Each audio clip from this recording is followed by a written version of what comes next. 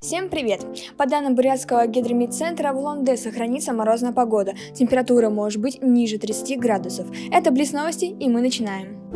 25 января более 47 тысяч студентов Бурятии отметили свой праздник. По данным Бурятстата, высшее образование получает 20 тысяч человек, среднее профессиональное 27 тысяч. Кроме того, в высших учебных заведениях обучается больше девчонок, чем парней. Однако в СУЗах ситуация обратная – парней больше девчонок.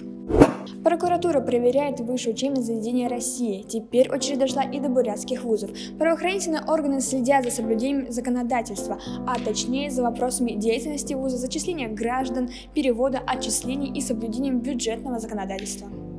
На этой неделе БГУ подписал соглашение с Чанчунским политехническим университетом, чтобы проект «Институт Конфуция» мог и дальше развиваться и продолжать свою деятельность.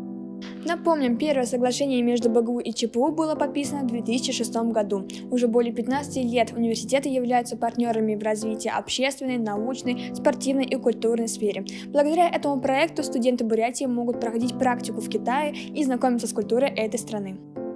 Вот и подошел к концу второй сезон Блиц новостей. На следующей неделе мы планируем выложить ролик с неудачными кадрами, а также вас ждет викторина по нашим выпускам. Спасибо, что смотрели нас. Всего хорошего. Пока.